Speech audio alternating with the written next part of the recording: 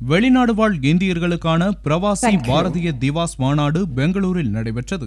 இதில் பங்கேற்று பேசிய பிரதமர் மோடி, நாட்டின் வளர்ச்சியில் வெளிநாடு வாழ் இந்தியர்களின் பங்கு மிக முக்கியமானது என குறிப்பிட்டார். அந்நிய நேரடி முதலீட்டை குறிக்கும் FDI என்ற சொல்லுக்கு இந்தியாவை முதலில் முன்னேற்றுங்கள் என பொருள் கொள்வதாக கூறிய மோடி, 21ஆம் நூற்றாண்டு இந்தியாவிற்கானது என திட்டவட்டமாக கூறினார்.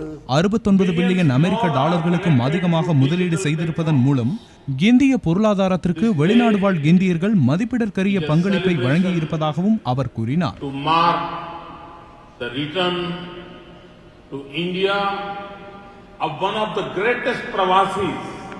இந்தியாவுடன் இணைந்து செயல்படுவதற்கு வெளிநாடு வாழ் இந்தியர்கள் எடுக்கும் முயற்சிகளுக்கு வரவேற்பு தெரிவித்த மோடி, இந்த உறவு இரத்தத்தால் எழுதப்பட்டது என்பதால் பாஸ்போர்ட்டுகளின் வண்ணங்களை பார்ப்பதில்லை என குறிப்பிட்டார். கருப்பு பணம் மற்றும் ஊழலுக்கு எதிரான போராட்டத்தில் மத்திய அரசு மிகப்பெரிய பொறுப்பை எடுத்துக் கொண்டிருப்பதாக குறிப்பிட்ட பிரதமர், நமது அரசியல், பொருளாதாரம், சமூகம் என அனைத்திலும் கருப்பு பணமும் ஊழலும் பரவி நாடு முழுவதையும் அரித்து விட்டதாக கூறினார்.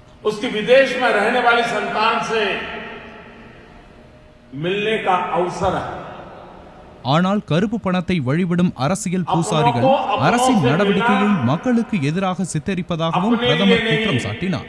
கருப்பு பண ஆதரவாளர்கள் ஊழலுக்கு எதிரான அரசின் நடவடிக்கையை கொச்சைப்படுத்துவது வேதனைக்குரியது என்றும் மோடி கூறினார்.